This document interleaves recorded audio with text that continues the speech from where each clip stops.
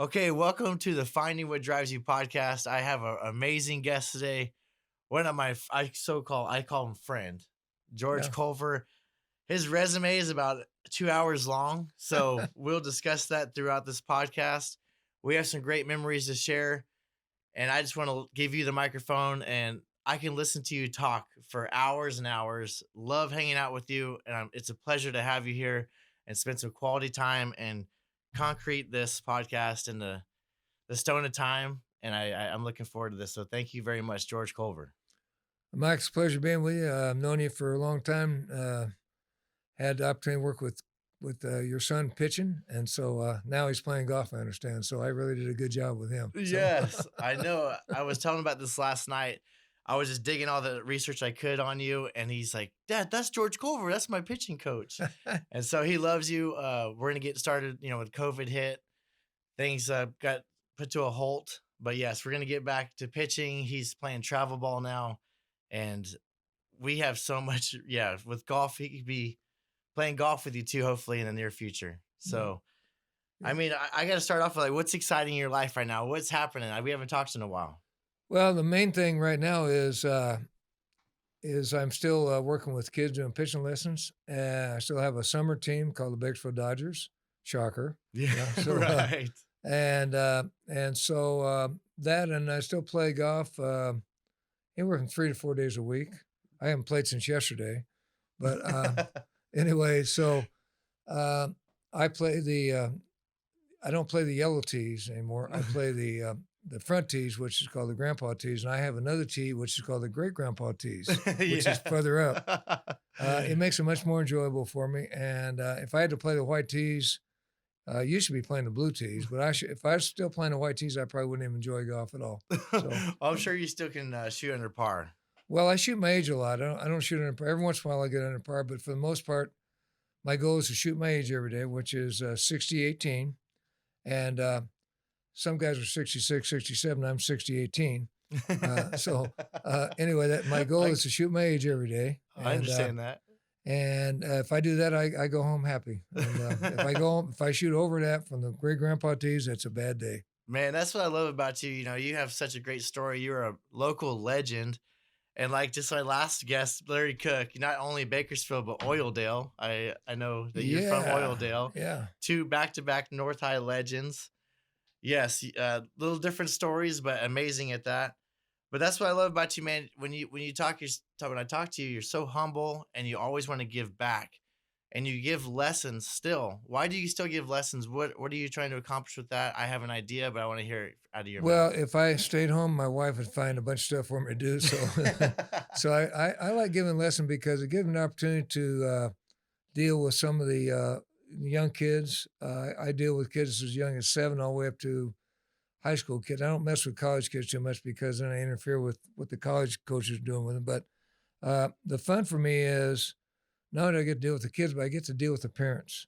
And I think it helps the parents if I can give them some advice on how to deal with their kids. For yourself as a parent of a pitcher, you're biting your fingernails the entire game. Oh, my heart's like a phone book in a dryer. So every if time he he's just a pitches, position yes. player, you're talking to everybody else, and they say, "Hey, your son's hitting." Oh, okay, watch him hit, and then you go on talking. Right. If he's pitching, I mean, you're like your hair's falling out. I mean, and so I try to explain to the parents that when you have a young kid's a pitcher, you have to have a lot of patience, Right. and you just go off the side somewhere and shut up and don't listen to anybody else. You go off the side and enjoy the game. It gets so bad. I go to some of these games, Mike. I'm gonna tell you, it is so bad listening to people in the stands.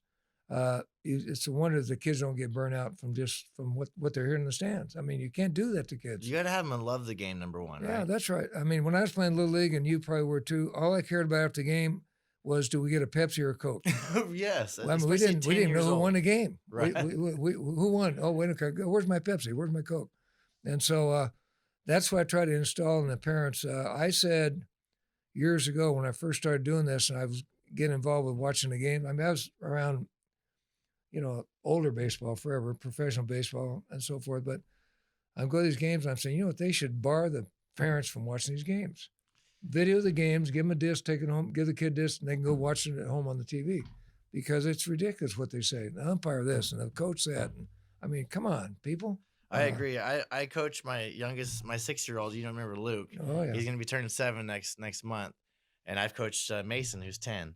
But the best coaches, they say, listen, parents, I need you to just stay back and let me coach the team. I'm the coach, and a lot of these players nowadays are getting private lessons. But once the game starts, practice starts, you got to leave the kids alone. Let them be a part of the team. They're on that team for a reason. Well, it's not unusual to be at a game and the kids at bad hitting, and the dad's on, hey, and the kid looking back on his dad in the stands. Come on, they're really confused. Let the kid. Definitely. I mean, the kid. His kid's trying to please all these people, and I'll tell you, it turns a lot of kids off. Right. I played golf with Matt Bakersfield and his son Mason Bakersfield. He's a very up and coming baseball player right now. He was one of my students. He's one of the top.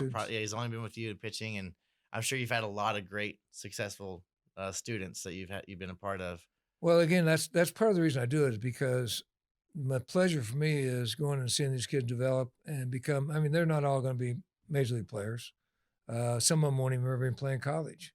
But the fun for me is watching them develop. Mason Bakersfield pitched a shutout against. I can't remember what team it was the other day, but I'm at the game. I'm so proud of him. I mean, he's a stud. He's doing strike after strike because he's had these tendencies to be a little wild. And here was a game. He threw all strikes, and he dominates. I mean, he's got such a great arm, 92, 93 miles an hour, sophomore in high school, left-handed, 6'3". Yes. He's going to get a lot of attention. He throws in 90s, right? Yeah, yes. 92, 93. And so you're always terrific athlete. You're always supporting local players, local everything. I want to dive into your career as a Major League Baseball player. The percentages of making it to the major leagues are very slim to none. And you have an amazing career in the major leagues. And I know that's not what you want to be remembered by. It was something larger than that, but we have to talk about it and discuss it. So I said before we were going over your resume, you got drafted in 1963 to the Yankees. And that's not true, though. No, that's not true, because in those days, you could sign with anybody you wanted. And so Yankees were always my team. I mean, that was my in those days the Yankees were always on TV. Right. The Yankees in World Series, Mickey Mantle, Yogi Berra, Whitey Ford, all these guys.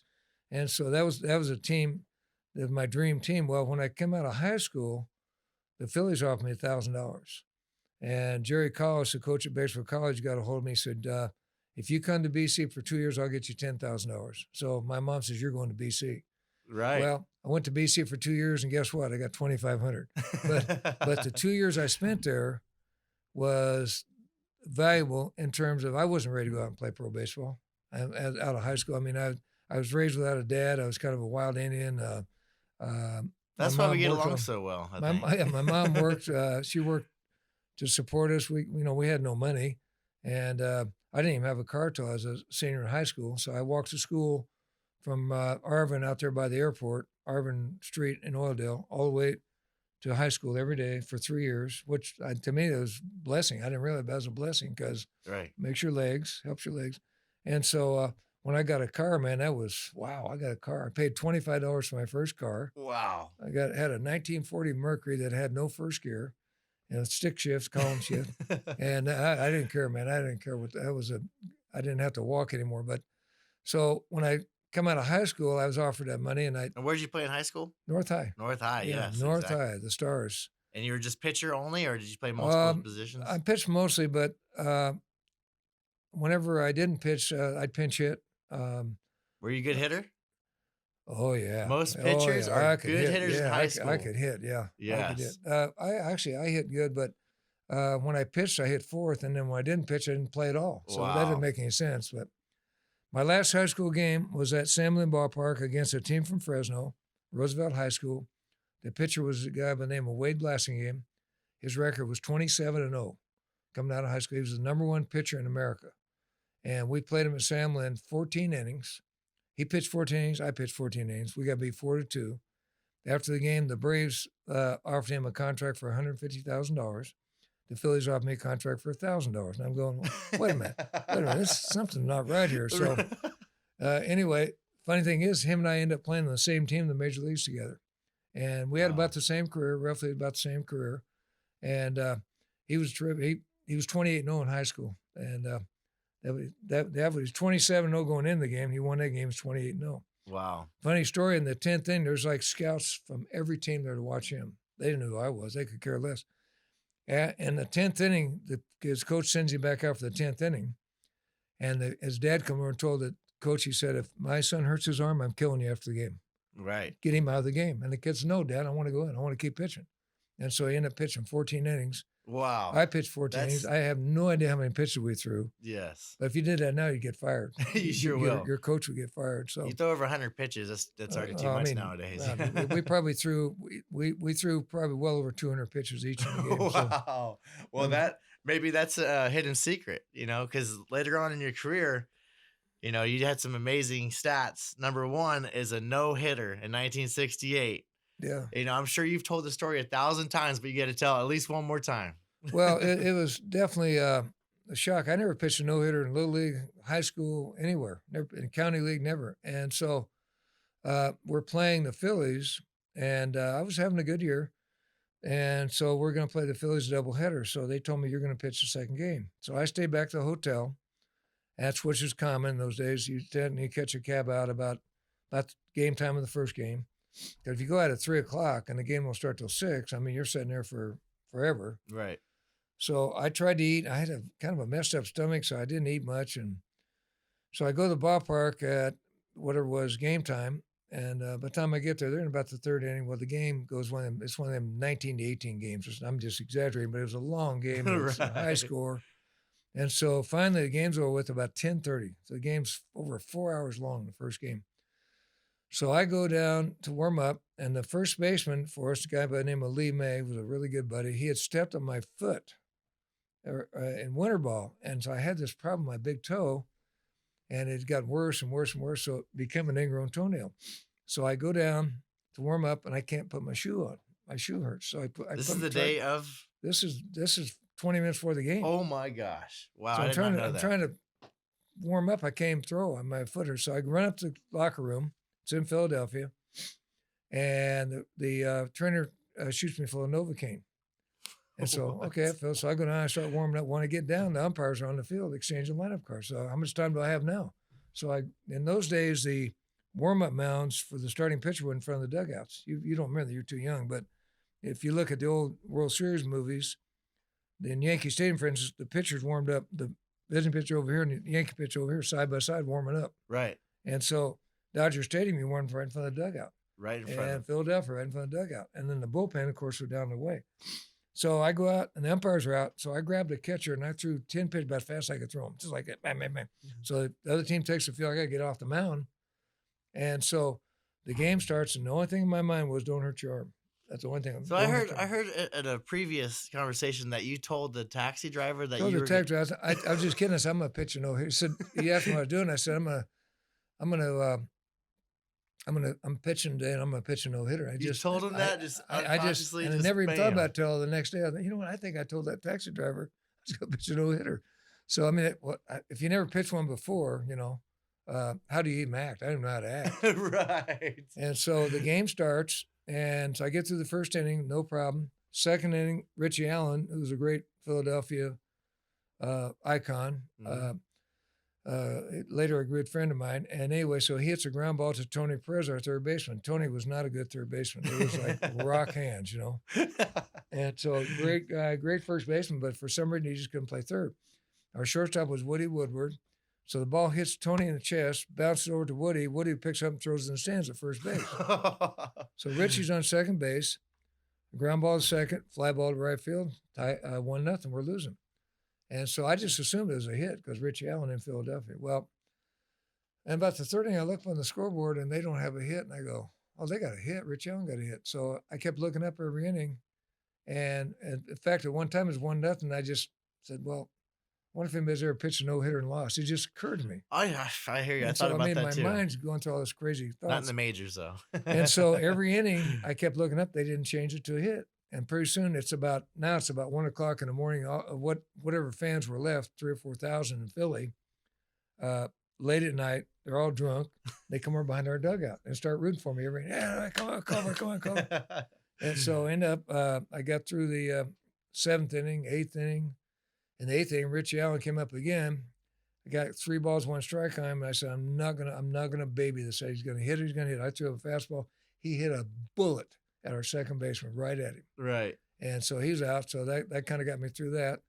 And then so 9th inning, no problem at all. And the last guy was a weird story too, because he was my manager in winter ball the year before, Cookie Rojas. I had played in Puerto Rico the year before. He was my manager. And so he's the last hitter of the game, and he was a really good player. He wasn't a great hitter, but he's one of them contact guys, you know. Oh, yeah, I always put the bat I on the said, ball. Cookie, don't mess this up, please. Please don't mess up, Cookie. He's up there, and he's kind of got a little grin on his face, and I'm going to do it. And he hit a pop-up to first base. Yeah, pretty high. I could have caught it at the peak. I would jump so high I could have caught it.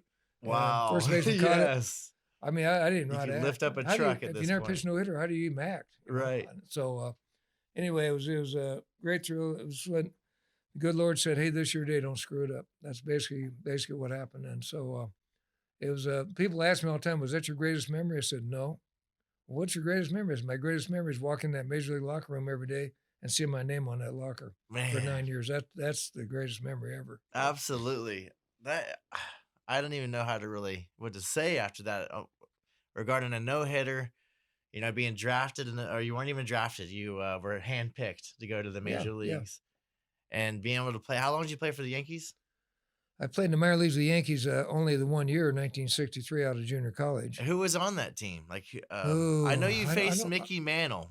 Oh, well, you mean the big league club? I was in the minor leagues. I never actually got to the major leagues with the Yankees. I was in the when you get signed, you go to the minor leagues, Right, like first, rookie okay. ball. And so I was in kind of a rookie league. And coming out of junior college at Bakersfield College, we had a very tough conference called the Metropolitan Conference. I mean, there were some good players in that league. In fact, I advanced 2-3 leagues in my first year because the league Metropolitan Conference was tougher than the leagues I was playing in as pro. Gotcha. And a lot of those guys in that league were guys I played against in college. And so we went through that my first year. And so the next year I got drafted I was hurt. I wanted to be around the Yankee guys, you know. Absolutely. And so I got drafted by Cleveland, and what they call a first-year player draft. They don't have that anymore. And so I got drafted from our AAA roster to the Major League roster, which was a huge break because now I got to go to spring training with the Indians. And that's Major when League you camp. moved to the big The show. Major League camp. So I was in spring training 64, 65, 66, and then got to Major Leagues in 66 and 67 with the Indians. So it was a big break getting drafted by the Indians. And it was weird. That was called first-year player draft. Nobody's ever heard of that since then. But after 1 year, if they didn't protect a certain roster, another club could take it. And the Yankees were always losing guys because they always had good players in the minor leagues. Everyone wanted to play with them. And yeah. Well, what happened with best the Yankees scouts in those days, they didn't have as many teams, right? right. There was only when I signed, there was only 10 teams in each league. And so, in fact, it might have been just 8 teams in each league. I can't remember. But there was, like you had the Dodgers, for instance, they had the same team for 10 years straight. Yeah. So if you're in the minor leagues, you got backed up. You never got to go. So now, limited spots. It makes you that much better. Well, the free agents now, I mean, you can go anywhere you want. They can only hold you for so long, then you go wherever you want. But in those days, you were stuck with that team. So you sat in the minor leagues for 4, 5, 6, 7. Maury Wills spent 9 years in the Dodger organization. And you were with the Reds when you pitched the no-hitter, right? Yeah, and then I got traded from Cleveland to the Reds. Hold on, and then I heard you got traded like in the middle of a game. Is that true? No, it was before a game. I'm with the Dodgers. Love the team. Love being there. I mean, it's just my dream play for the Dodgers.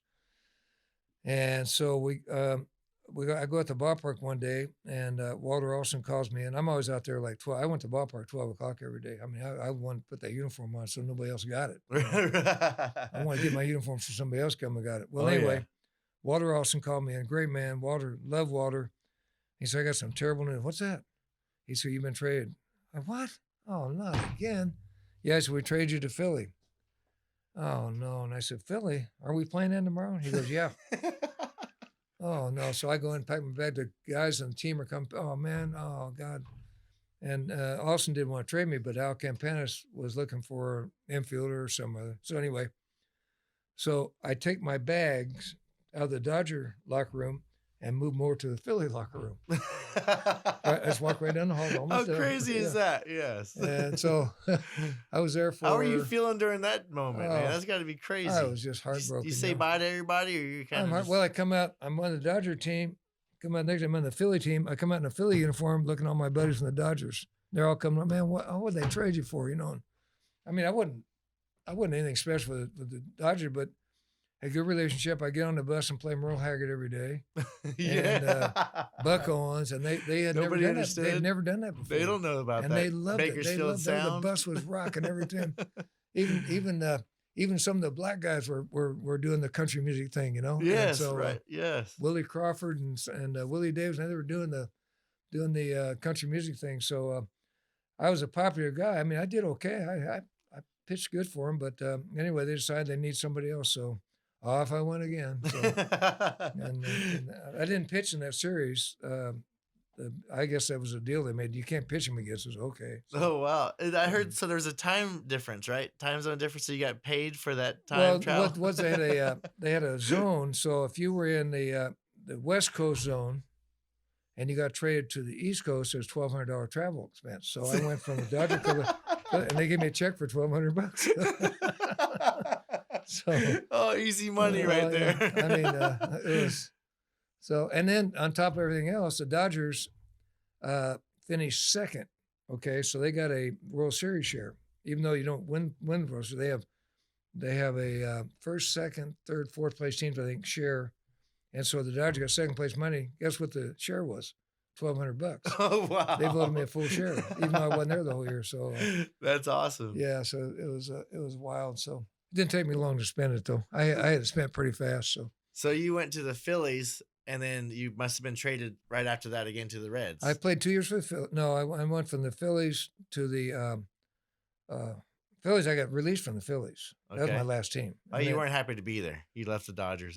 Well, I was with the Dodgers and went to. I mean, I went from Cleveland to the Reds to the Cardinals to the Astros to the Dodgers to the Phillies, and then I went to Japan in '75. I played. I signed with the Phillies AAA team in 1974. I got sent down.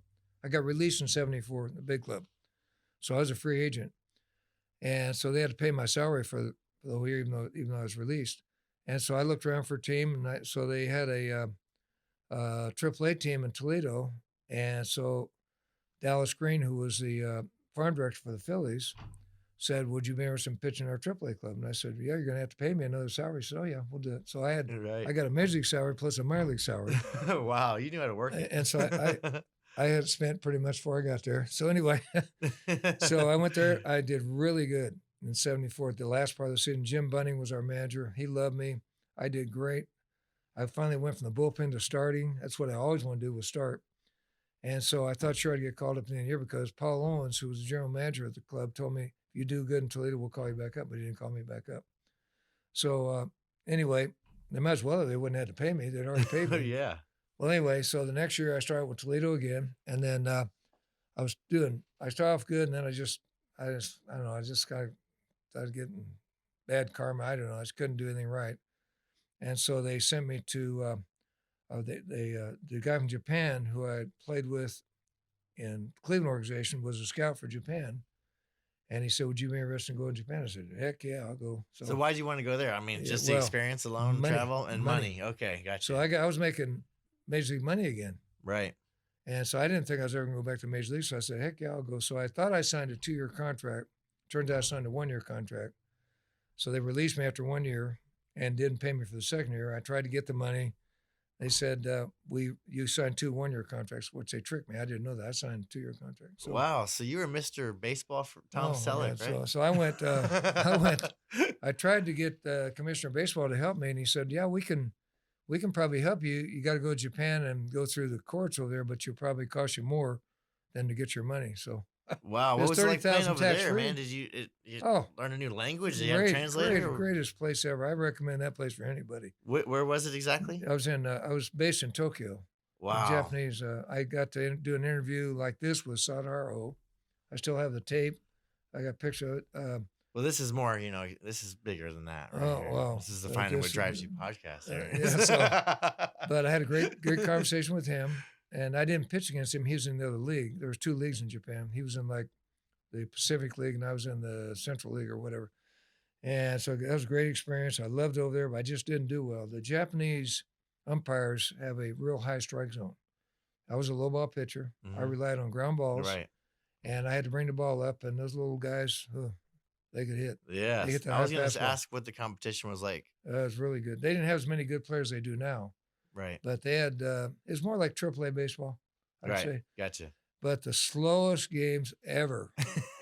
I mean, they get 2 guys on base. You had 2 pickoffs at first, 2 pickoffs at second, before you even threw a ball to home plate. I mean, it was just, you played 9 innings. I don't care what the score was. It's going to take you 3 hours. It could be 1-0. A lot of discipline over there, yeah. And the funny part was they televised all the games on TV. And so they would start at 7. At 10 o'clock, you could be bases loaded, 3-2, 2 out. 10 o'clock, boom, game's over. They go to the news. People go, what happened? What happened to the game? I mean, everything they do is right on time. You go to a train station, that train leaves at 7:59. It leaves at 7:59, not 7:58. A lot of discipline, I'm sure, God. right? And the kids, the whole society is just very subservient. It's just amazing culture. I wish we were like that, really. I mean, there's just so many great things about Japan. The one thing, they don't have any guns. That's one thing. Right. The only guns are in shooting ranges. That's different than growing up in Oildale. Yeah, Oildale. Everybody had a gun. Everybody had a gun or a knife, yeah. Or brass knuckles. Right. I had brass knuckles. Yeah, a little bit of everything. So anyway, Japan was great. And so then after Japan, I didn't get to go back. And so I tried getting a job with a couple other teams. Nothing worked out. So I said, you know what? I pretty much realized I was at the end of my career. Mm-hmm. And so I just said, well, I'm going to try something different. So I tried a couple of things around here. Didn't work. And then luckily I met my wife, Rosie. We've been married 45 years, April 16th. I better not forget that date. Yeah. She's an amazing woman. I got a chance to meet her and travel with you guys. I don't know how I put up with her for 45 years, but I have. So. Oh, yeah. You're a trophy husband. Yeah. So anyway, met her. That was a big break coming back to Japan because I was able to meet her. And we got married. And then a good buddy of mine that I played with at Toledo ended up being a manager in the Phillies organization, Ron Clark, who, by the way, started his baseball career in Bakersfield. Right. And so back in the 60s, early 60s. So he called me up and said, do you want to be my pitching coach in Reading in Pennsylvania, AA? I said, heck yeah. So I started there. I ended up working 20 years for the Phillies. That job turned into a 20-year job. 20 years? 20 years. Pitching coach? Yeah. And manager. I managed 2 years of AAA and 2 years of AA. And I was a roving pitching coach. I was pitching coordinator. I did every job you can do in my position. Yes. The one thing I loved was managing. But anyway, as a pitcher, they don't really have a lot of confidence in you as a manager. If you're an ex-pitcher, if you're an infielder, catcher, somebody yells and screams, yeah. But not a pitcher, not so much. So, look how many major league managers are in the big leagues that were pitchers. Right. Tom Lasorda comes to mind. I'm sure you had to hang out with him a little bit, too. Oh, yeah. So you're a pitching coach for the Dodgers as well. So, yeah. So, after I got fired by the Phillies, sat around here for a couple. That's when I started doing pitching lessons. I had to find a way to make a little money. So, I started doing pitching lessons. And I actually started setting up golf tournaments for people. I called it Golf Tournaments by George. And did good at that. And then the same buddy, Ronnie Clark, is sitting in the stands in Omaha, Nebraska, with a Dodger farm director. Name was I can't remember I can't remember his name. Anyway, he says, we had to fire our pitching coach down in Vero Beach because he got 2 drunk driving tickets. And I said, I'm kind of looking for a guy. You know anybody? And he goes, yeah. So he recommended me. So the guy called me. We have a lot in common now, so far besides the major leagues. 10 years. 10 years. Well, it wasn't me that got drunk driving. It was the guy down there got drunk driving. I don't know how I ever survived drunk driving. I mean, I was a few times and avoided it. Oh, man. Right. So, yeah, definitely right. Anyway, so that job lasted 10 years with the Dodgers. And so somebody's drunk driving paid off for me. There you go. And so I had 10 years with the Dodgers. And then in 2010, I retired and wanted to stay home. And I couldn't miss some of these golf tournaments, some of these noon games. You know, I had to play golf. Well, that's how we met, the noon game at Kern River. I mean, we had amazing times. You're an animal. I'll never forget that time you drove the green on number 13. 13. At Kern River. Was that me, you, and Foss? Yeah, the guy wanted to fight you. Yeah, so I know that's a funny story. So we played the noon game. I worked out there for 6 years. A lot of great memories. Obviously built some great relationships. One with you, some unforgettable moments. But yeah, we're playing with me, you, Jim Foss, and somebody else. And there's some guys in the green. It's about 340 yard carry. At least. Yeah. So that's why this is, part of called the long drive. It's defining what drives you. It's about long drives. That's what I'm known for. But Jim Foss says, go ahead and hit, son. I'll yell 4. And so there's 4 guys in the group. And I said, all right, here we go. So I just pipe one, and it never left the flag stick, and it lands right by the pin. And the guy's getting ready to putt. Everyone yelled 4 but Jim Foss because he was amazed. The guy's getting ready to putt. And he's a big old guy. And he told everybody at Rio Bravo that he played pro baseball. He never played pro baseball. I looked up his name, never played pro. But anyway, he's telling about how he played pro baseball. Well, remember, I'll never forget, he says, I have a Corvette, a family, and a wife. I was like, in that order?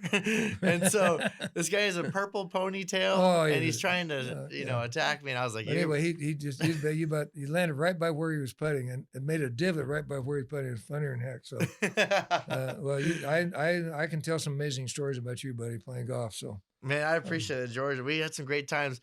I have to tell a story about, we traveled to the Save Mart shootout, me, you, and your wife, and we brought a box of brand new baseballs, and a lot of celebrities were there and professional golfers, men and women, and Lee Trevino was there, and you were like, hey, Yates, go down there and get a freaking signed baseball from Lee Trevino. I was like, okay, so I ran down there and I got the perfect position.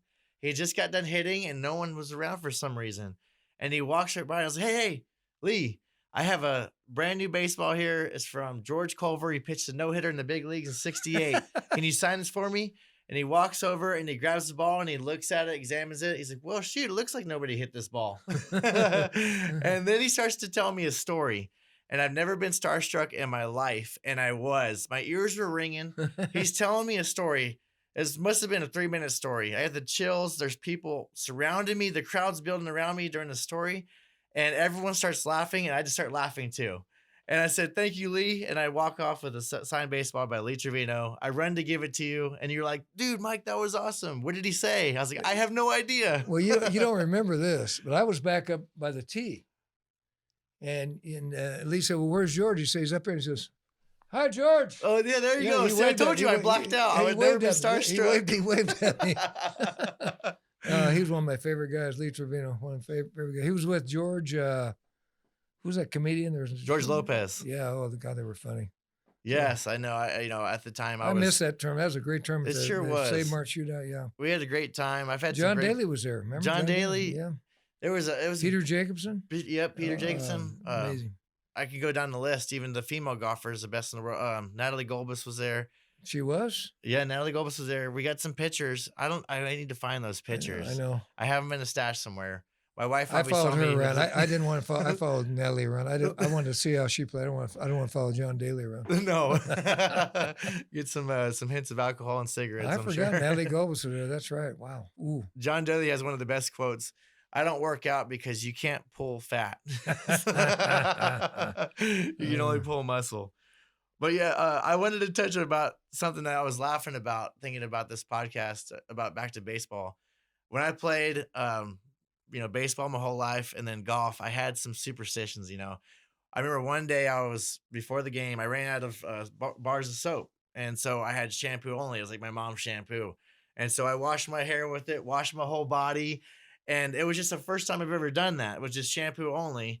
And then I go to the field and I went 5 for 5 and I had like 9 strikeouts. And I still to this day, like when I use all shampoo, I'm like, I'm going to have a good day. It's a weird thing about athletes and especially baseball players. What's yours? I know you have one. Well, I'll tell you what I did for every pitch, I prayed. Every pitch I prayed. That is, I love that. I don't even remember what I prayed, but thank you. I think I just prayed, thank you for being here. Help me survive. Help me survive Willie McCovey. Right. And I said a little prayer before every pitch. Yeah. You know, that's so big. That's part of this podcast is my 5 pillars that have made me become the best version of myself, and I'm still growing. I feel like I'm always just getting started. Yeah. You know, it's about, physical fitness. I know that's crucial to you. It's mental awareness, mental strength, mental toughness. It's emotional stability. How do you control your emotions when you're facing Mickey Mantle? you know, No. it's spiritual. I mean, I think Yeah. spiritual growth is really important in your life. And then financial education, that's just a big piece of my life, especially recently when you start making some money. It's obviously very important, correct? Yeah. Well, I grew up in a very poor family. We didn't have everybody had the same house. Well, I grew up in Delano, and everybody was poor. I mean, the only way you knew somebody had money was if they drove a bigger car than you.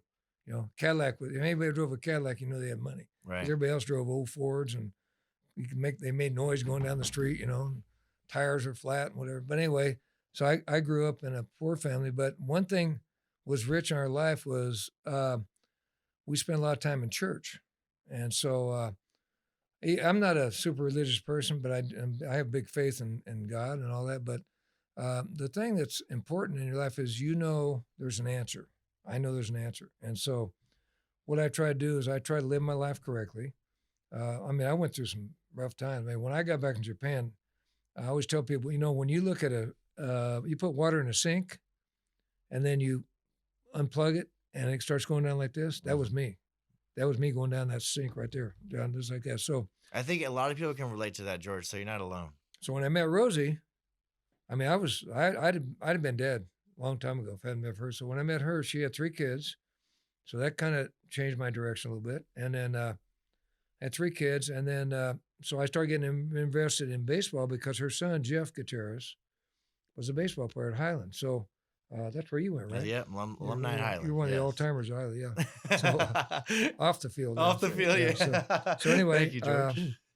I had she had 2 daughters and a son, and so I got involved in their life. Well, that sort of curtailed my bars, even though I still did it. I mean, I was able, at least I didn't just do it overnight. It took a gradual decline. So I used to smoke. I smoked 2 packs a day for probably 10 years. And so when I met her, she had went through a divorce. She had never smoked, and she had started smoking. So her and I were smoking. Right. And her kids started poking holes in our cigarettes. So we'd light a cigarette. What the heck's wrong with this cigarette? And then they would dip our matches in water. And what the heck? Oh, no. So I thought, well, it's that important to them, so I'm going to quit. So I quit smoking 45 years ago. Wow. And so in 2001, I was working for the Dodgers. And so at the end of the season, we took 14 of us went on a trip to Scotland in September 2001. So on September 11th, 2001, we were playing golf at Muirfield, and we got back to the hotel, and somebody said, "Look at that stupid guy ran into the building in New York." What? Building on fire. So we're sitting there. Another guy did it. We didn't realize they was bombing the Twin Towers. Really? Yeah, we just got to playing golf in Scotland, and so wow. So we're watching this on television. Oh my God, we're leaving the next day. Come home. The guy said, "You ain't going home. No, you're not. No planes getting in the air." So we had to sit there for another 7 days, and we had a great time. We played St. Andrews and Muirfield and all these great courses, British Open courses. Exactly. And so when we sat there for 7 more days, we had to stay for 7 more days until they let us go home. And so all we did was sit in the bar and drink, and we went and play golf a couple other times. But we got to a point where I got home and I said, you know what? I'm going to take a week off from drinking. Right. I'm going to let my liver have a rest. Well, next thing I know, I'm getting money in my pocket. I'm not worried about driving home looking in the mirror for cops. I said, I like this. I'm not going to drink anymore for a while. Right. And that was 21 years ago. You haven't drank or? Nope. I haven't drank nothing. Not wine, not nothing. People always say, well, let's have a little champagne for New Year's. No, not drinking nothing. Wow. Nothing. I did not know that about you, George. That is so amazing. The greatest, congratulations on that. Oh, yeah, no kidding. I wasn't an alcoholic. Right. But it was a habit. It's more of a habit. We're going to drink, but we go play golf. We have 2 or 3 beers at the golf course, arguing over who did this and who did that, pay the money. Right. And then we go to the Pyrenees, and we'd have 3 or 4 more, and I'd drive home, look in the mirror for cops. Oh my God! I mean, Right. no way I could pass a test. Right. Even if I could walk straight, you're not going to pass the breath.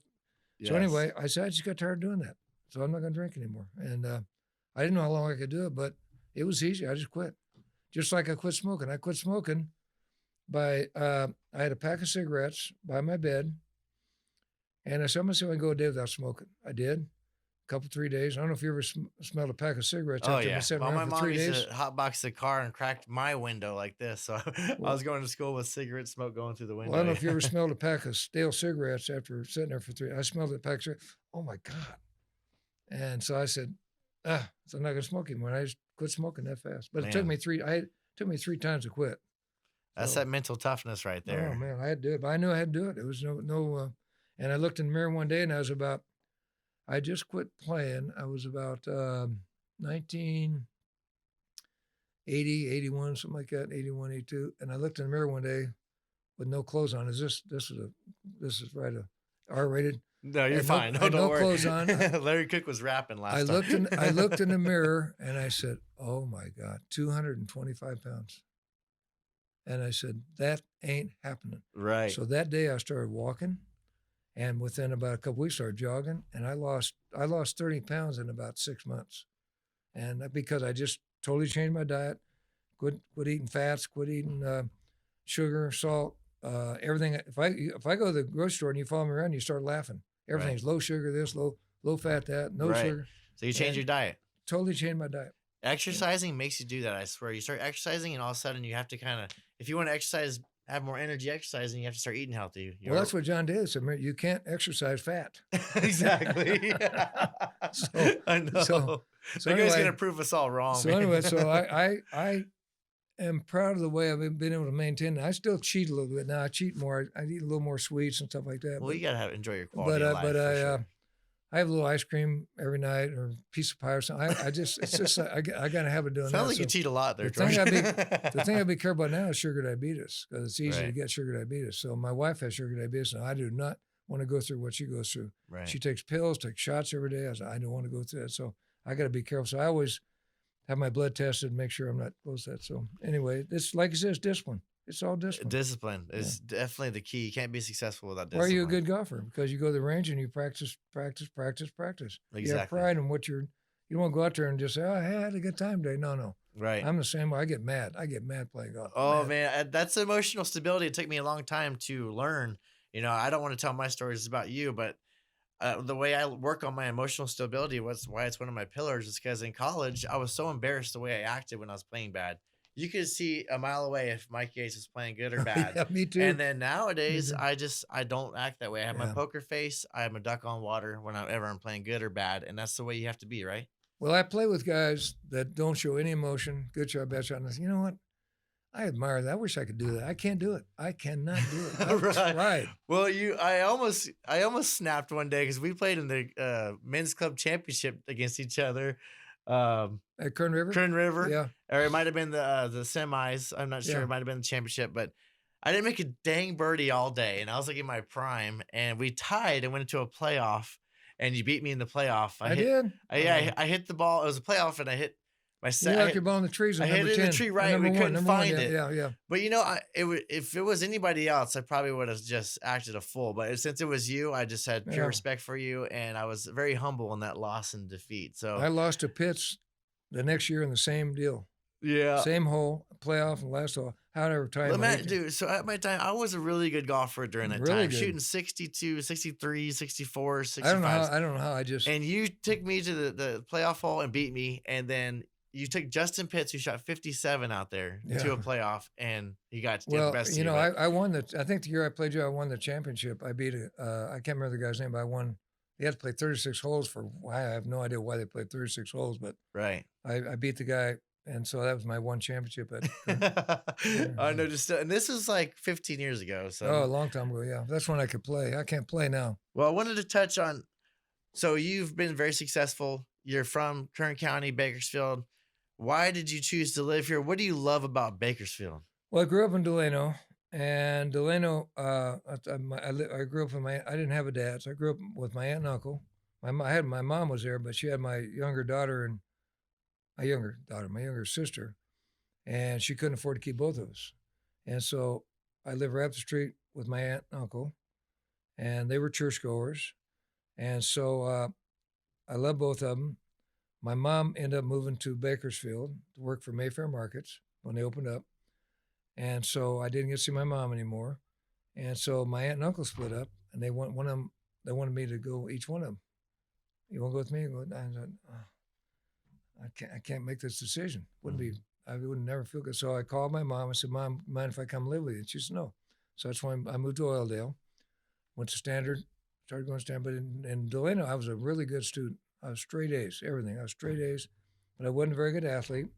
And for some reason, when I moved from Delano to Baker, I become a good athlete. Right. And the grades went like that. So I wasn't a great athlete, but I became a good athlete. So I got really involved in sports. I say you were great, man. Well, football, basketball, 20 teams. Every sport. I played every sport I could play. I love sports. And so as a result, my grades went like that. And so so that's how, I end up in Bakersfield. And so after I always loved oil. In fact, on some of my baseball cards, it says my hometown is Oildale. That's amazing. So I said Oildale because I wanted to recognize Oildale, Yes. It always says in the back of your car, where you from? And I said Oildale. So I always say I got adopted to the Dale Dome in 2005 by Larry Cook. The 08er. Invited me in. The 08er, So anyway, I had a lot of fun growing up out there. And so when I got through playing baseball, I started having these celebrity golf tournaments. I love golf, and we just having guys come in that I played with, have golf tournaments. So I met a guy named Lloyd Plank. I don't know if you know Lloyd. I'm not sure. Okay, Lloyd was a realtor here in town, and he said, you know what? Why don't you raise money from these golf tournaments and give the money to baseball? That's a good idea. So that's when I started raising money for baseball. First money we offered was to Cal State for baseball, and they turned me down. Yeah, so, your name's on a field here in town, right? My name's on the toilet at Bakersfield College. No, that's mine. It's on the locker room. It's my club that says George Culver Clubhouse, but I really should say Light Brigade Clubhouse because that's where raising money from was my nonprofit organization, the Light Brigade, which is where we raised in fact, my golf tournament's coming up April 14th. I'm playing in that. Yes, yeah, I'm playing with Harvey Barmia and his wife. He always tries to get the best guys to try to win. Yeah. So anyway, I've always enjoyed that, giving money, and the more I did it, the more I enjoyed it, and the more I got hooked on it. It's just become. And so I've been for the last month. I've been going out gathering up prizes and stuff for the golf tournament and getting people in the tournament, and so it's really a 3-man show. Me and Javier and Terry Graff, Roger Gunning's daughter. Right. That's the three of us. And we put the whole tournament together ourselves and said Bakersfield Country Club. And I just really enjoed it. I got Tommy John's there. Billy Russell. Tommy John can't make it. Tommy John not in good health. Right. He had some kind of a brain aneurysm, and he has to walk with a walker now. I mean, I feel terrible for that. The worst part about that is he should be in the Hall of Fame. And well, his arm's all right, isn't it? His elbow. Yeah. I tell him he's got more stitches than a baseball. He's had a lot of surgeries. But anyway, so Bill Russell's going to be here. Charlie Huff, Steve Yeager, Cody Kessler's going to play. Kobe Lewis was going to play, but he has to go out of town. And so we got some local major leaguers, Sean Barker, Junior Kennedy. Junior, I played a lot of golf with Junior. Brent Morrell. So it's a love him too. Great guy. It's a good day. We have a lot of fun. We raise a little money. We raise about $20,000 a year, 25, and we give it all the high schools. Mm-hmm. Scholarships for Bakersfield College, baseball players moving on, and I just love it. I love it. Well, George, we love you. You're always giving back. Still, you'll always be that guy that gives back, and you do the hot stove dinners. You do your fundraisers. You do everything to give back to the pitching to individual kids and to high schools, and we really appreciate you in this town. I mean, you got so many more stories to cover. I mean, know. I'm honestly considering writing a book. You should. Yeah, I'm writing a book. Really? I mean, there's only 2% of the world's ever written a book, so you'd be another. The only thing is, I'd have to go into hiding after I wrote the book. Well, yeah, I think I might wait till my later days to write my book too. So I have to go into what they call that program, where you get in trouble with the cops, and you be a witness, and they send you a secret witness. I'd be way over here somewhere.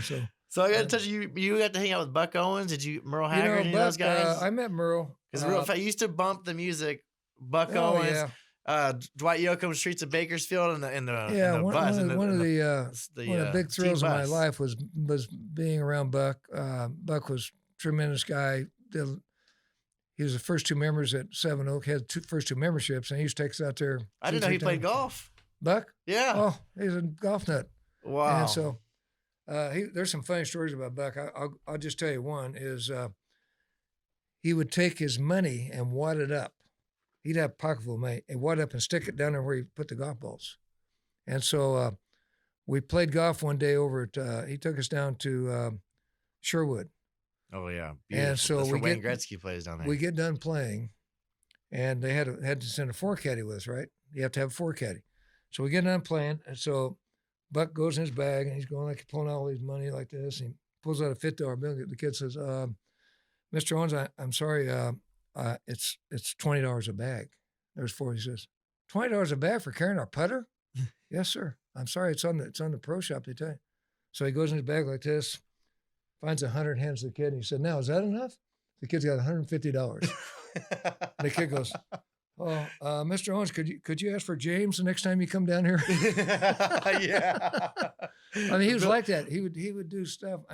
There was Seven Oaks. He had a little concession down out there by Ming, the White Lane, the little concession is it White Lane on the way to Stockdale High School? There's a corner out there, Seven Oaks.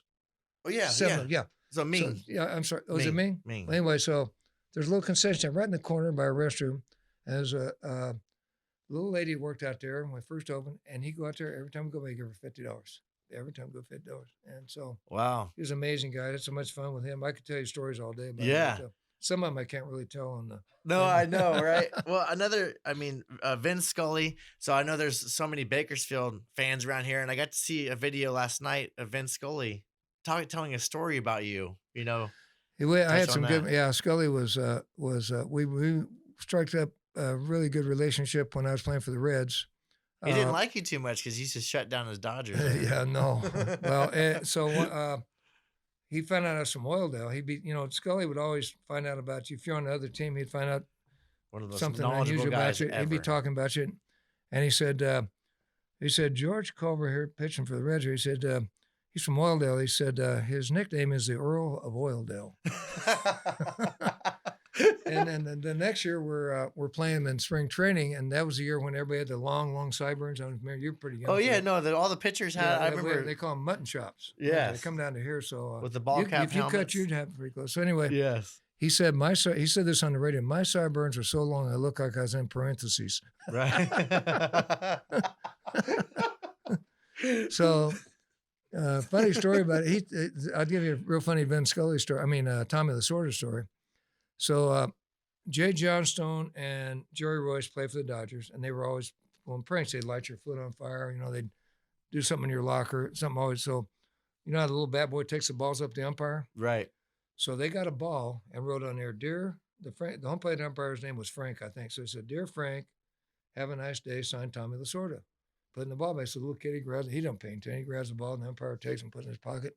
So after the game, Tommy's walking out with his wife. She says, Tommy, you're not going to believe what happened today. He said, what happened? He said, the ball went right over my head. He said, yeah, I told you got to watch out.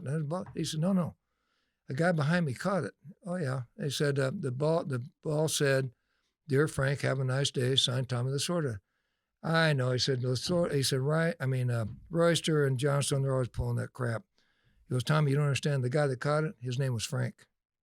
So here you are sitting in the stands. If the ball comes out and you catch it. Oh, wow. Dear Frank, have a nice day. Oh, my gosh. That is incredible. He's told that story twice on the radio, so I know it's a true story. But wow. Well about that, huh? That is. Dear Mike, have a nice day. Huh? What?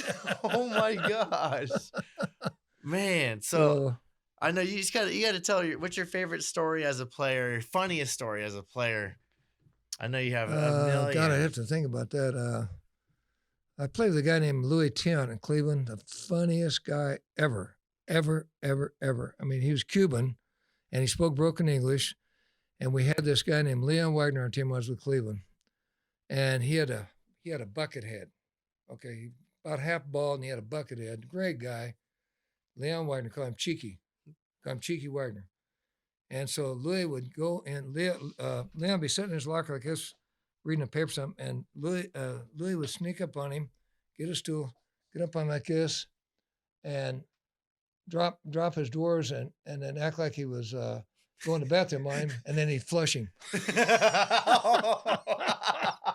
I mean, oh, what my a God. move! Oh my God, He wins. And Louis did in the clubhouse all day. There was I mean, it'd take me all day to tell you funny stories, but No, I love it. That was one. This podcast could be 4 hours long with the stories you have, and I could sit here for longer than that listening to them. It's funny. Like I said, I'm gonna try to write a book, and I got to be careful whose names I name. But right, what would the title be?